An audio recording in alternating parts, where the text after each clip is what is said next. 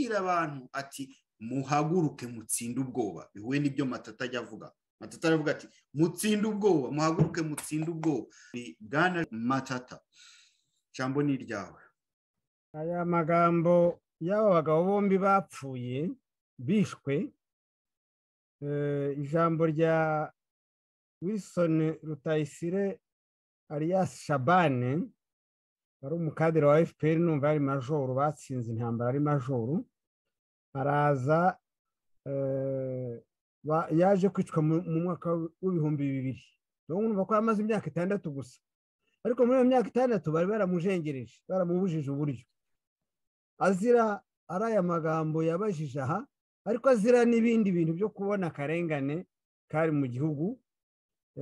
Akaba rero yarabonye mu bintu byamubabaje cyane, ndumva harimo na bene wabo b'abasope bari mu Rwanda, yabonaga urwo bapfuye n'urwo barimo gukora n'ibyo barimo gukorerwa. Muri make rero ari Wilson Rutayisire Shabani, ari n'uyu Ben Rutabana nawe wari umusirikare, sinzi garade yageraga ubanza ari kaporari, ntabwo nzi niba ari serija cyangwa iki. Yari Suriyetono. Yari Suriyetono. Okay. Urumva rero ko nawe ntabwo yari impumyi, umusuriyeto burya arareba. Ben Rutabana nawe yarwanye intambara ikomeye cyane cyane ko nibuka muri archive mbitse hano, Ben Rutabana yahungishije Joseph Sebarenzi, Kagame ashaka kumufunga. Ben Rutabana akora iyo bwaba agashaka agakipe k'inshuti ze, bamuhungisha gikomando bakoresheje amayeri, bamusoye nk'uko muri filime mujya muyibona. Kuko bazanye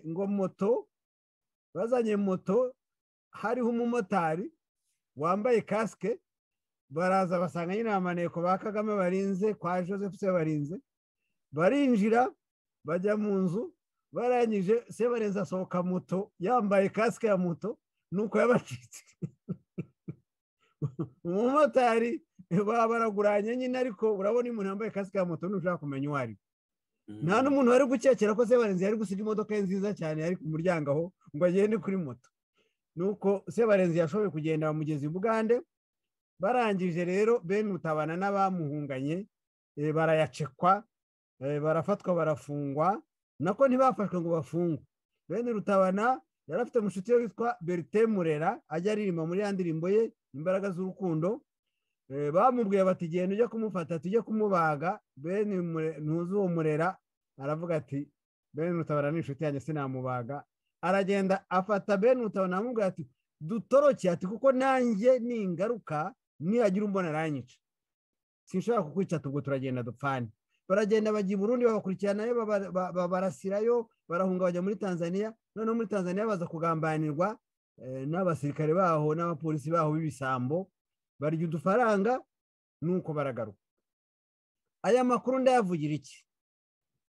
Izi detail ndazivuga kugira ngo umuntu uzumva Radio Ikamba azumve ko ibintu tuvuga byose tuba dufite ibimenyetso byabyo. Aba bantu,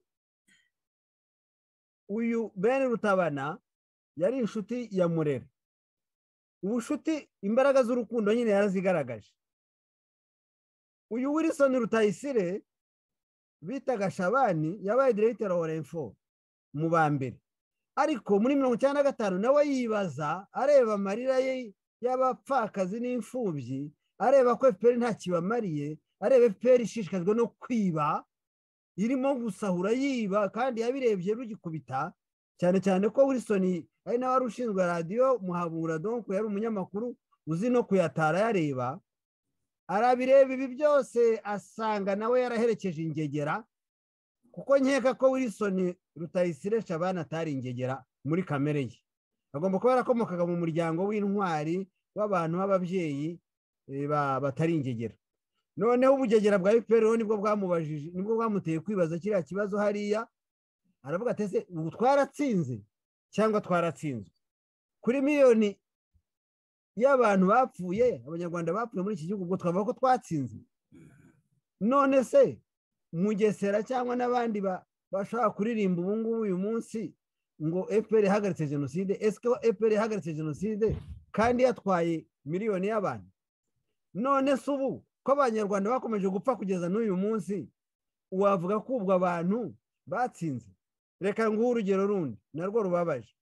Bene Rutabana muri disikuru yaravuze ati Rwigara na Paul yari afite inshuti ye y'umuhutu wamusanze i Burundi aho yari yarahungiye ajya kumuhumuriza. Noneho bamaze gufata igihugu babandi abo bacanshuro abakoroni bo muri FPR bamaze gufata igihugu, Rwigara aribeshya akeka yuko hari agaciro afite muri icyo gihugu, yibagirwa ko wari umusope, yibagirwa ko nahuriye n'ingegera zavuye i Bugande zarabyiyemeje zije kudushyira mu bucakara. Rwigara aragenda ajya mu nkambi ajya kuzana inshuti ye y'umuhutu n'umukontabure we arabazana, abagejeje i Kigali icyo bakoze n'iki? FPR yarabafunze, ubwo nyuma yaho wenda baranapfuye. Ariko si abo bonyine. Minisitiri w'intebe Twagiramungu Faustin nawe yaranyarutse ajya kuzana umwe mu basirikare bamufashije guhunga, nawe aramuzana amugejeje mu Rwanda bamunyuza mu Ryoya, ngira ngo Faustin ntigeze amenya irengero rye. Minisitiri w'ubutegetsi bw'igihugu Sendashonga birumvikana ko mukuru we yaraje, wigeze kuba burugumesitiri wa komine Gishyita ngira ngo cyangwa Rwamatamu, araza nawe bamusanga mu rugo. Sendashonga yagiye ku kazi, agarutse mukuru asanga bamujyanye. Byararangiye nyine ubwo Sendashonga yarinze ahunga, asiga mukuru we muri gereza ntacyo ashobora kumumarira. N'abandi benshi cyane. Muri make rero ntabwo abantu batashye bo muri FPR bari abayobozi n'ubu bacica batari buna muri cumu, ntabwo batashye ari nk'abavandimwe baje mu gihugu basangamo abandi bavandimwe. Batashye nk'abagizi ba nabi, batashye nk'ingegera zije kwiba, kandi n'uyu munsi barakiba nk'uko bigaragarira mu maraporo yose menshi tubona. Abacuruzi n'ubu baracyarira. Rwigara uyu nguyu nyine byararangiye baramwishe, umugore n'abana baracyarwana n'izi ngegera zavuye i Bugande. Umukecuru umupfakazi wa Karimunda Gerard ari we mucuruzi wa mbere FPR yatwaye umunsi ishyiraho guverinoma tariki ya 19 z'ukwezi kwa karindwi muri 1994. Karimunda Gerard bamujyanye ngo agiye kureba aho guverinoma irahira. Urumva nyine bari bamubeshye kugira ngo babone uko bamukura mu rugo. Baramubwira yambara neza nk'umuntu ugiye kureba aho guverinoma irahira. Aragenda mpiru na nyoni n'uyu munsi aracyari mu irahira rya guverinoma ya Paul Kagame. Urumva amayeri yabo, ubujura bwabo. Noneho abacuruzi b'abahutu bari muri Kenya barimo n'uriya Kabuga, Inkotanyi zagiye kubarambagiza zibasaba ko bataha ngo baze mu Rwanda ngo igihugu kirabakeneye.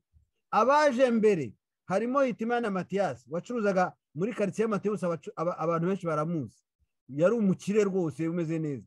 Uwo yari muri pesi imbere akuri, azanywe nande na Rugenera Mariko, le pauvre ministre wa finance, agiye kuzana inshuti ze ngo baze bakomeze bacuruze. Bahita bamurahiryoye agenda agiye. Cyakora Rugenera yashoboye kubona umurambo, sinzi iyo bagiye kuwutoragura aho bari baragiye kumuhamba za Nyarurama cyangwa hehe, sinzi aho bawutoraguye, ntabwo nibuka hariho.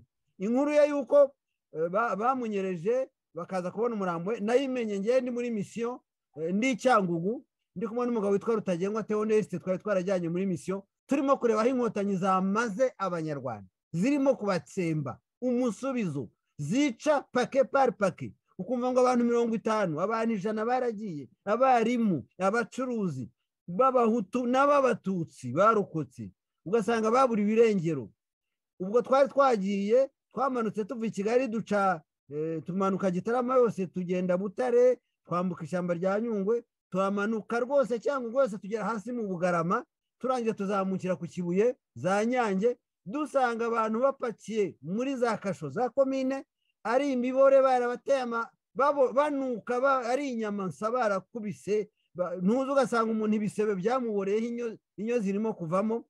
Noneho twashaka kubavugisha barabyanga, natwe batangira kutureba nabi. Nuko twaje turara Inyange, tuhageze nijoro bashaka kuza kudushimuta, tuza gukizwa n'impapuro nari naratse Kagame igihe tujya kubonana tariki ya 27 z'ukwezi kwa 8 mu 1994 nari namusabye impapuro zituma nibura nshobora kujya njya mu bigo bya gisirikare, nkajya muri gendarmerie, nkajya mu makasho ya komine, tukajya kureba abantu baburiwe irengero, imiryango yabo yabaga yaje gutabaza batubwira ati abantu bacu baburiwe irengero.